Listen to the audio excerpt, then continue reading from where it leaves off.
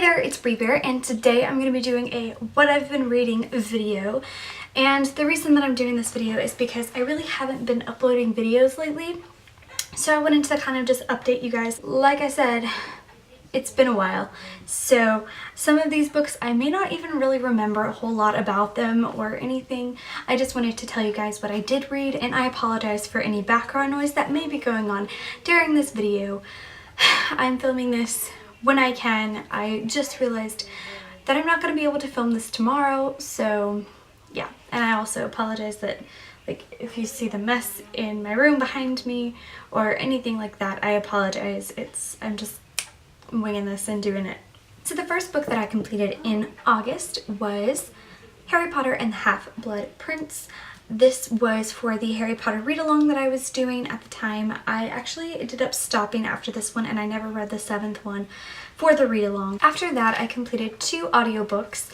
I completed Return to the Isle of the Lost and Rise of the Isle of the Lost. These 2 books are the sequels to The Isle of the Lost, and it's basically a series talking about the children of the characters that were villains in a lot of Disney movies. I did enjoy the series, and it is still continuing. It is an ongoing series, and it goes back and forth between books and movies. So the movies actually fit into the plot of the books, which I think is pretty interesting, that the series is both book and movie, and that you have to read both the books and watch the movies to be able to get the full effect of the series as a whole, which is really interesting. I gave The Return to the Isle of the Lost 4 out of 5 stars and The Rise of the Isle of the Lost 3 out of 5 stars. I do feel like that over time the series is kind of getting a little drug out. Next book that I completed in August was Milk and Honey by Rupi Kaur, and this is a poetry book.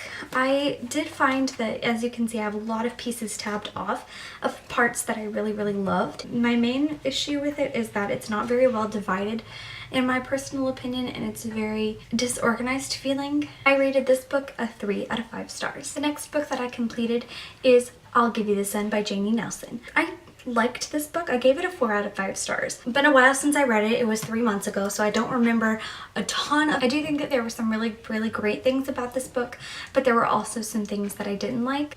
The first thing to note is that this book switches back and forth between the perspectives of Noah and Jude, who are twin brother and sister.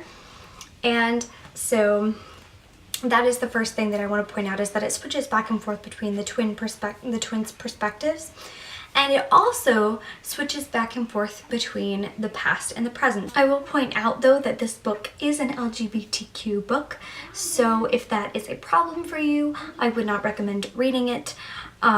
I personally am okay with reading things that I may not agree with necessarily. I read reality. This is part of reality today, in today's world. Although I may not think it is right or biblical, it is a reality in our world. I wanted to kind of just discuss my views on that just a little bit. The next book that I completed is The Upside of Unrequited by Becky Albertalli. I rated this a 3 out of 5 stars. A lot of people really loved this book, but I personally wasn't the hugest fan, because it said that because literally, like, in the title, it's saying that she's experiencing all of this unrequited love.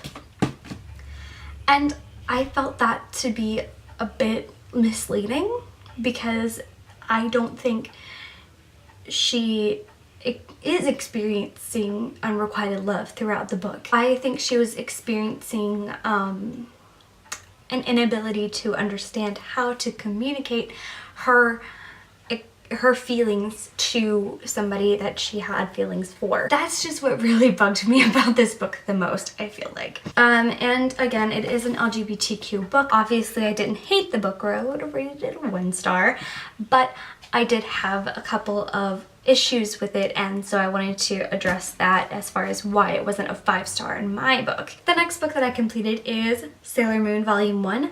I read this back a while back, but I haven't actually read all of Sailor Moon, and so I am slowly getting all of the Sailor Moon books. And then of course I read Sailor Moon Volume 2 because I purchased it and now have it in my collection. Sailor Moon Volume 1 got a 3 out of 5 stars from me, and Sailor Moon Volume 2 got a 4 out of 5 stars from me. So now we're moving on into my books that I read in October. The first book that I read in October was Everything Everything by Nicola Yoon. I have some thoughts. I know that everybody is like in love with this book, and I can see some of the reason why, but can I be honest, it wasn't my favorite thing ever, and a lot of the reasoning why is because of the big plot twist not being such a plot twist. Like, it was so obvious to me when it kind of, I don't know, for some reason it wasn't a very big plot twist to me, and so the whole ending was such a huge letdown. So the next few books that I completed were during the readathons, so if you did not see those, go and check them out. I will link them down below. But anyways, basically I'm just gonna go ahead and run through them if you just want to see what I read. The first book that I completed during Zoe's 24-hour readathon on October 14th was Stalking Jack the Ripper. I'm gonna be honest, I really quite enjoyed this book.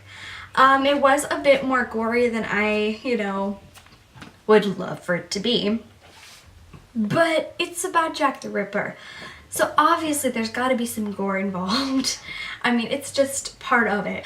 I liked the fact that I couldn't figure out which guy was the Ripper. Like, of the 4 different guys that I thought it could be, I wasn't able to figure it out. Like, there was, like, the whole time it was like casting evidence at different ones of the characters, and so you were constantly trying to figure it out, and I wasn't able to decide for sure until the very end.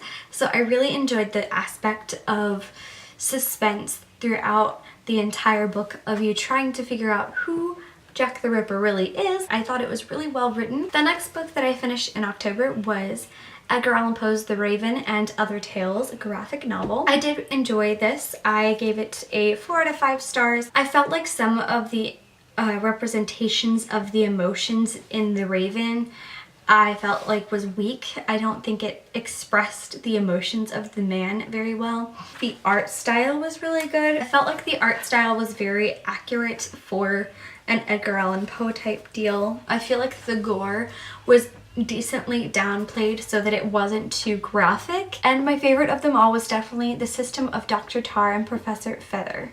The next book that I completed was You by Carolyn Kepnes. I really enjoyed this book quite a lot, actually. My only complaint really for this book was the fact that there was more sexual content than I really would have liked, but I did look it up and this is considered an adult thriller, so that's probably why there was so much sexual content. So anyways, I did really enjoy this book.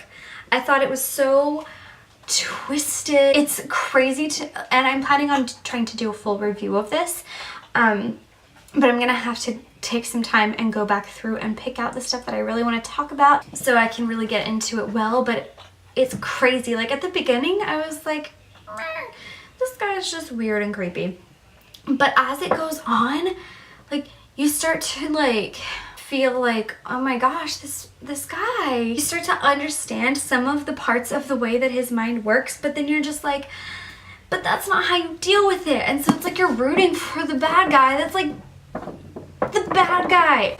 It's crazy. It's crazy. Oh my gosh, it's insane. I give this a 4 out of 5 stars simply because of the sexual content. I know that a lot of people would be like, seriously, you're gonna read it down because of that? Yes, I am. And the final book that I have completed so far in October is Jane Steele by Lindsay Faye. And this book I gave a 3.5 out of 5 stars. I was very sleep deprived when I finished this book, and I also was listening to it while I was doing other things, and I listened to it over the span of 2 separate 24-hour readathons. So I had a lot going on during the time that I was listening to this book. So I feel like I may not be doing it complete justice because of that. And I hope you guys are having a fantastic month, and I will see you guys in November. Peace out, Bear Scouts.